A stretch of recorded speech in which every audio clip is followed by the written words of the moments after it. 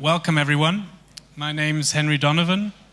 I'm a columnist and PR advisor, and I'm very happy and proud to be moderating this exclusive and interesting panel about a topic that is very pressing, I guess, in the recent weeks since this year started with one news cycle after the next. I think we've never seen something like this before, a year start like that.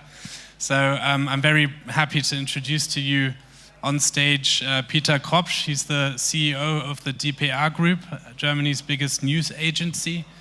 Ian Bundred, the Director for Policy and Public Affairs of the BBC in Britain, and Andrea Liebmann from Sweden.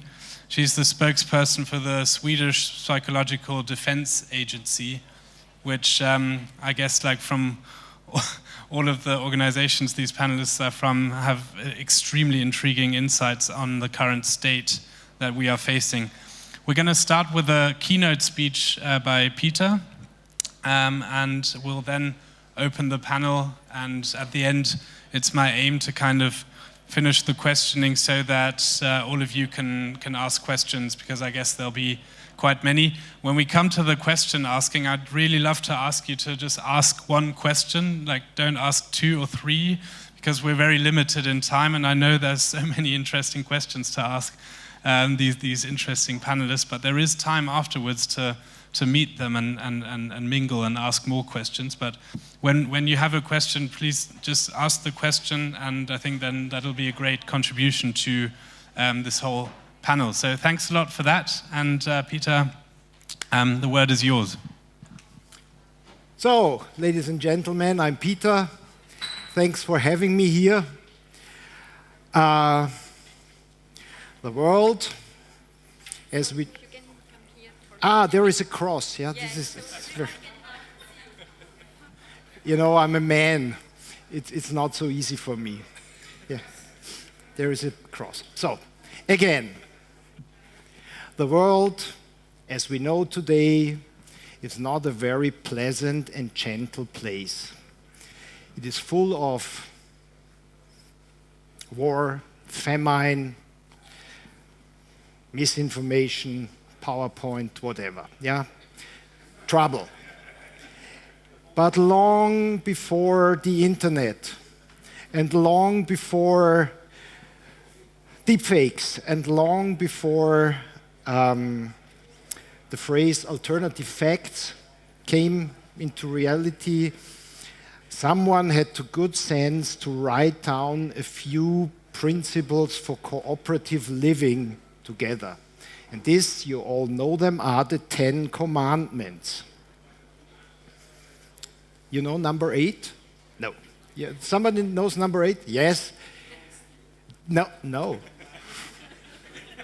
This is like for AI age and scraping content. It's not do not steal. So the 8th commandment is especially for the media and for all of you in communication. Thou shalt not be a false witness. That's the 8th commandment. And unfortunately, sometimes it's forgotten, it's more or less into oblivion. Let me give you an example from Germany. So in Germany, I think it was 2 weeks ago, there was a big blackout. Yeah, the blackout is the worst since World War II, and the rescue workers worked their ass off, and it was so exhausting that somebody had even to clear off their heads to head to the tennis court. So hard it was. And there was a clip from an AI rescue worker speaking to an AI reporter about the situation in Berlin. And the AI-generated rescue worker, he asked, that the AI-generated reporter asked a rescue worker, so how many power generators can you provide to Berlin? And the AI-generated rescue worker said, unfortunately none, because they are all in Ukraine. Real fact, Teresa can give proof, because she is the head of the DPA fact-checking verification division. Hi, Teresa. The example is from her. Yeah. So, and then the fact-checking verification division of DPA did what they always do. They verified, they checked, they published, and the fact was not a single power generator from the stocks of the German rescue staff was going to Ukraine. Everything what was going to Ukraine, and indeed there was something going to Ukraine, that was done by extra purchase stocks. So, completely untrue, but this information flourishes like wheat in springtime. So, and so in my speech, to make it easier for you, I always, after each chapter, I have a conclusion. Yeah, a kind of a takeaway. So, what should be the conclusion from this first section? First of all, at DPA, we are the good ones. Yeah, we are not the fastest. We are not the flashiest. We are maybe also not the most beautiful ones, but we keep the oxygen of democracy running, and this is verified fact. So,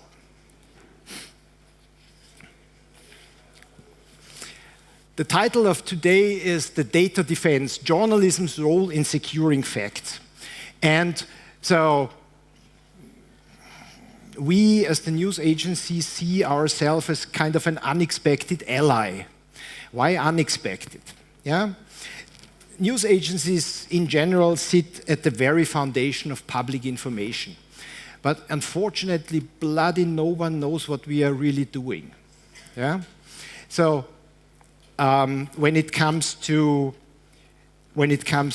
like digital media or TV or radio, there are loads of scientists writing packages of work, of scientific work, to analyze what these kind of media are doing.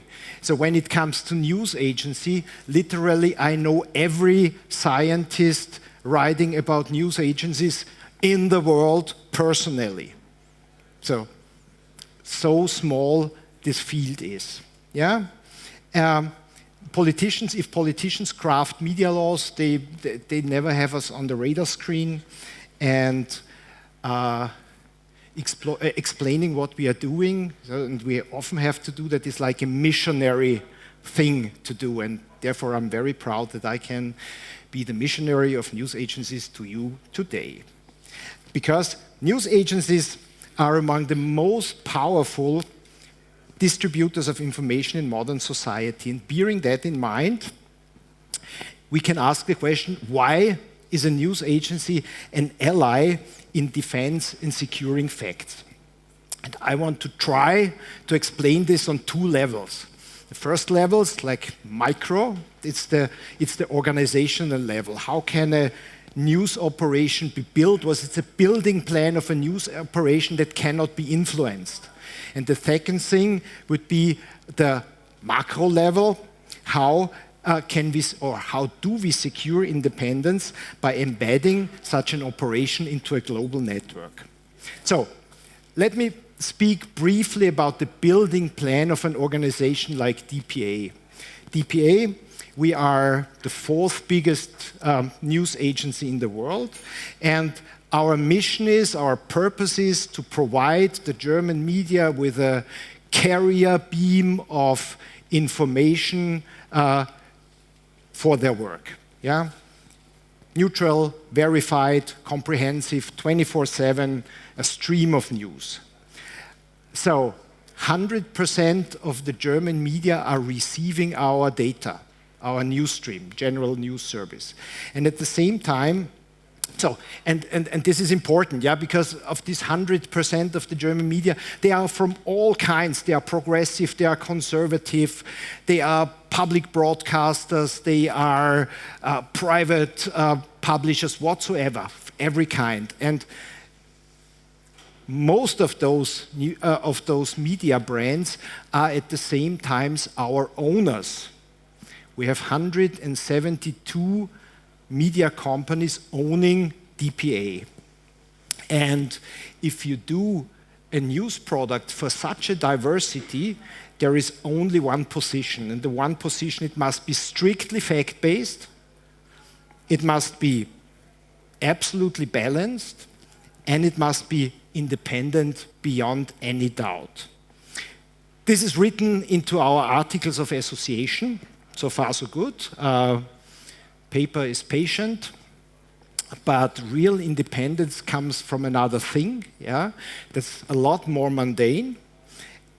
And one of my predecessors, I call him the old Wolfgang. And the old Wolfgang had always a proverb and saying, independence through financial strength. So the independence comes if you do your business with the market. Yeah? With the market, you have customers, and these customers receive products, and you get money for the products. And that's where your security comes from, because if you don't do that, if you are in red figures, you can ask for money, you can ask for subsidies. You would get these subsidies, but these subsidies always come along with good ideas from the donors. And those good ideas, they are crossed to independence. And then, maybe most important, it's about the people. If you are a business-to-business organization, if you're a journalist in a business-to-business organization, you are not on the screen, and your name is not printed in the newspaper, so nobody recognizes you in the street. So nobody tells your mom, I have seen your daughter yesterday in TV. Nobody does that. So you are more or less anonymous. They receive no fame, no applause, but they have one thing. They care passionately for accuracy.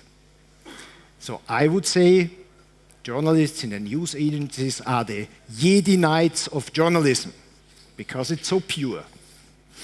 So I promised you the takeaway, make it very easy for you. What shall you take away from this session? So what is to ensure factual integrity as an organization? If you build an organization that should be really, really independent, what should you do? You need a clear mission for true and unbiased news. You need people that live and breathe accuracy. You need a reputation that rewards correctness. You need a business model that supports independence, and you need an ownership structure free from government influence or any single third-party influence. So this combination is not very common, but it's very effective and powerful. Let's come to the macro level. Yeah? Let's cast a light on how cooperation of a global network of news agencies secures facts. So news agencies have always cooperated, and they have always operated on a global level. So there are two kinds of news agencies, two types. The one type is the international news agencies, and then you have national news agencies. For international news agencies, it goes like this. They have a worldwide network of journalists. So we have people in 80 countries outside Germany on the ground, and they provide a global news feed. And the national news agencies cooperate with the international news agencies by buying their services, to provide their own customers in their own country with global news. And vice versa, the national news agencies provide the international news agencies with original information of their own country. So the question is, do all news agencies exchange news? And the answer is not at all, because there is one thing you have to bear in mind. It's all about independence. As we saw earlier, the independence from any third party, be it government or be it a single owner, that defines the gold standard. Yeah? And then, once more, we can distinguish between another two types of agencies. private news agencies and government-run news agencies. And there is something in between. I just mentioned it. This is public service news agencies, and they have a kind of more or less independence from governments. Private news agencies with a multitude of owners neutralizing themselves from influence, these define the gold standards, and these are cooperating really, really closely. And around the world, there are about, I would say, 150 full-scale news agencies, and only 25 are privately owned. And the cooperation between those are really, really close. And with many of the government-owned news agencies, we don't cooperate in that close way because they are not in that circle of trust of independence. How could such a cooperation work? Yeah, technically, maybe interesting. Very, very long ago, long before the tech giants defined interoperability, all these news agencies worked on the same code of metadata. So the same code of metadata, the so-called IPTC code, enabled the exchange of news very, very early. And the principle at the end of the day is very simple. The more independent news agency exchange content, the higher is the overall trust level.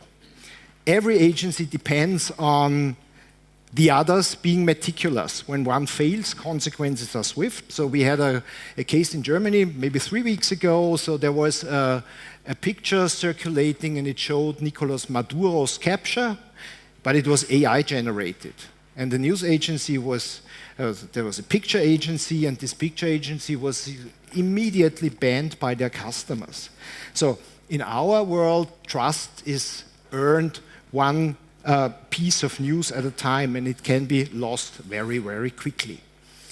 Takeaway from this session, part of this session is news agencies are the blood vessels of international news flow.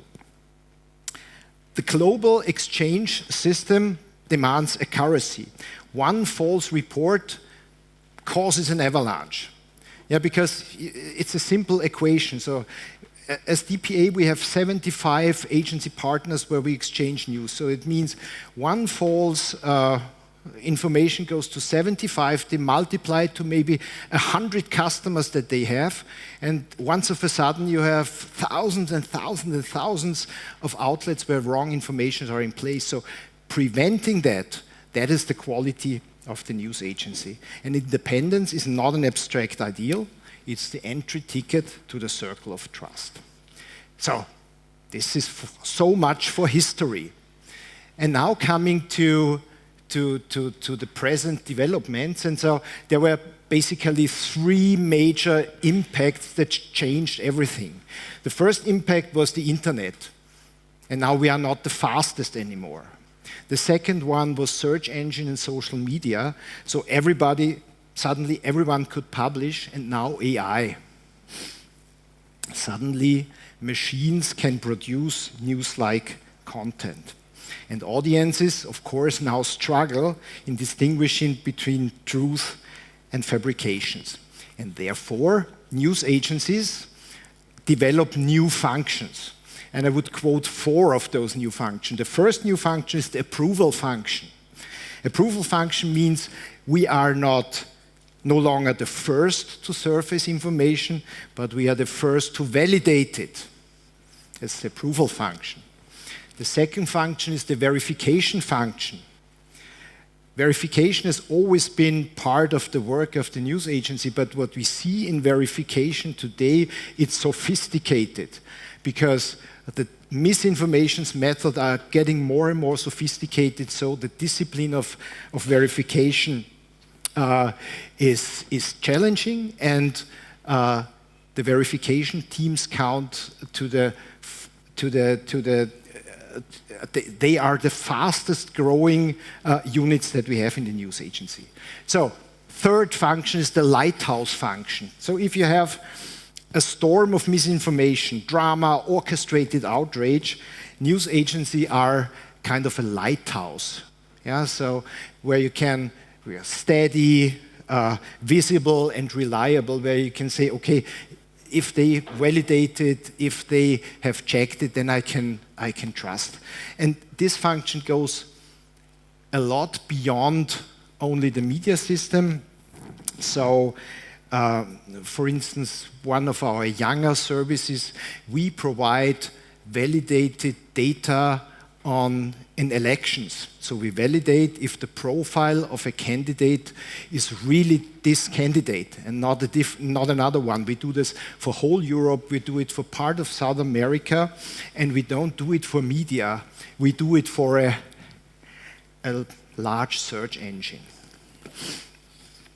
So, and then there is one headline that is called From Watermill to Waterhole.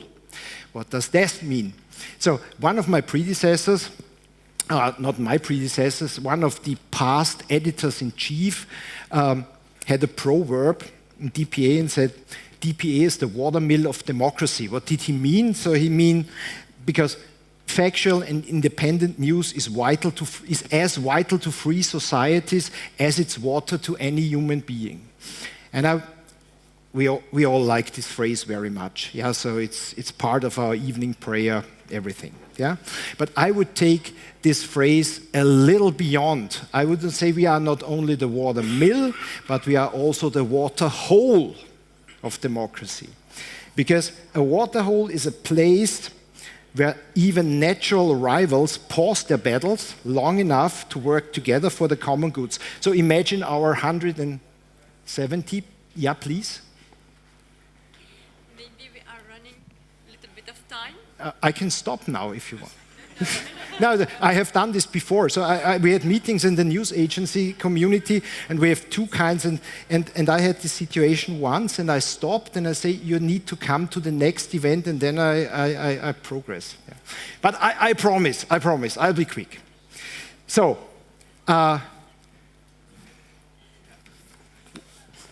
the waterhole function. Yeah. So the waterhole function means, what does that mean? Yeah. So, more or less, so if you want to really achieve things, you can only work together. And I want very briefly talk about two projects we have. And these projects are projects that are very close to our heart and are very close to our function. For instance, we tackle the big questions of our time. What is the first big question?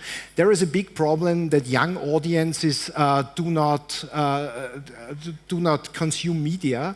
And so an alienation from facts is not only a problem for the media, it's a problem for society. For any free society, if you lose the competence to work on facts, then it becomes troublesome. So we have, and what we have done is DPA organized a community of about 60 different media authorities, research institutes, and we generated a platform called Use the News. And Use the News, what's the purpose of Use the News? There's two purposes. The one is generating news programs that are interesting for young audiences. No, sorry. It's good to have a headset because you can't be ripped off. Yeah, and the second. And the second is so the second purpose of Use the News is that together with the authorities of like Hamburg and Nordrhein-Westfalen, we follow the target that every school kid has a compulsory offer in news and information competency in the year 2030. Yeah, because only if information meets competence audiences, it's going to work. So, and It's not working. It is. And the second I'm really sorry. We only have like 10 minutes left, and we need to start the discussion. I really don't want to be rude. I'm very sorry, but we have a limited time, and the panelists have come here all the way, and I'd really like to ask them a few questions. Is that okay? So I was said I have 20 minutes, but these 20 minutes are. No? And we have 10 minutes left on the panel. Sorry for that. No, don't worry. I'm very sorry to interrupt. But Thank you, Peter, for those insights and taking us on that journey. I'd really like to test that structure and test the fact awareness in the national defense system of Sweden and in a corporate, public broadcasting service in the UK. But I'd like to start with you in Sweden, because I think what everyone's seen in Europe ever since Sweden had the idea of joining NATO. Sweden is directly on the Baltic coast, so nearly a direct neighbor to Russia. Or is it also a direct neighbor? Yeah, no. But you have been experiencing huge misinformation campaigns coming from Russia. And I think it'd be really interesting for the audience to hear from you when it comes to fact-checking, when it comes to building up a structure on a national level. What can you share with us from Sweden? Are there concrete examples you can talk to us about? And maybe you can also tell us what you guys have also done better than Germany in that fact, because it seems here everyone's a bit slow regarding that topic. Thank you. Thanks so much for having me. I'll go straight to it, so that, in interest of time. We'll give you a situational picture, actually. I'll just let it land in the room. I know this is predominantly a German audience, EU level, but German, which is great. That's what I want, because I have a few messages here that I want to get across. And I won't get into what we do and who we are too much, but we're a civil defense capacity. We report to the Ministry of Defense, and we're part of the total defense system in Sweden. It's been built for quite some time. So the structures are in place. If I look back 10 years, the intent of Russia, which is the main threat actor in Europe and beyond, is largely the same. But I would say one change that we've seen recently is how Russia frames its adversaries. There is a shift, and it's good for you all here to know, including media. The idea of the collective West is still there.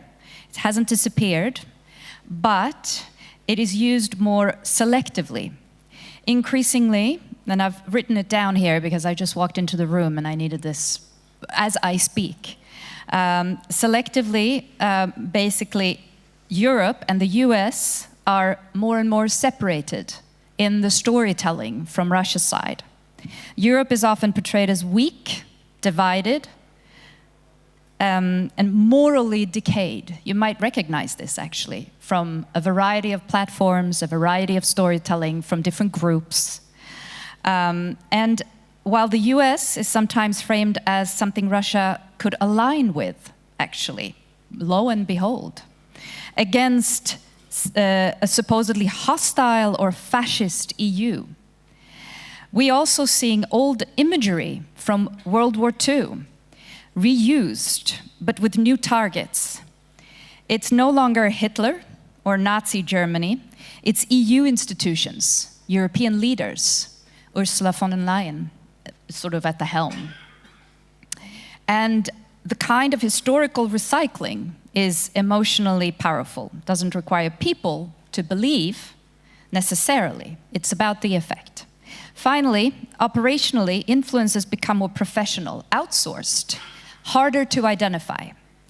What we see today through various PR agencies and sort of styled entities like that is best understood as an evolution of earlier efforts from the Internet Research Agency, started 2016.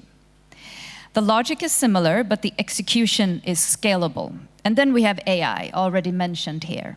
It adds another layer, not by changing ideas necessarily, but by making it easier to produce. You've heard this earlier today as well, many different shapes and forms and workshops. More content, faster. It works with less authorship. That's where I come in with the psychological defense aspect. Now, the result is not persuasion in a traditional sense, but saturation, confusion, and erosion of trust, also talked about quite a bit. Polarization, everything that comes with it. Thank you. Yes, and now, I mean, going to, in action, the BBC as we all know, it operates on an enormous scale and under huge scrutiny, because I think everyone knows also in the UK, especially the right-wing media is very critical of the BBC, so that everyone's watching you from that side for sure. How do you go by with fact-checking? How was the infrastructure and a huge corporation that's connected globally, having reporters all over on the ground? How do you regard fact-checking? How can you deliver that? Yeah, I mean, we're definitely under scrutiny, I think, from all sides. And there's a couple of reasons for that. The first, I think, comes down to the fact we are a public service media ecosystem, so everyone's invested in us. I joined BBC last year. I spent 5 years at YouTube, and it's interesting, a bad day of news at YouTube makes it one news cycle. At BBC, it takes a week. And I think that's, and actually BBC is a massive brand, don't get me wrong, but YouTube has nearly 3 billion users every... So it's a different kettle of fish, but I think that comes down to our business model. And actually, I mean, Peter talked a little bit about the business model of news and the independence point.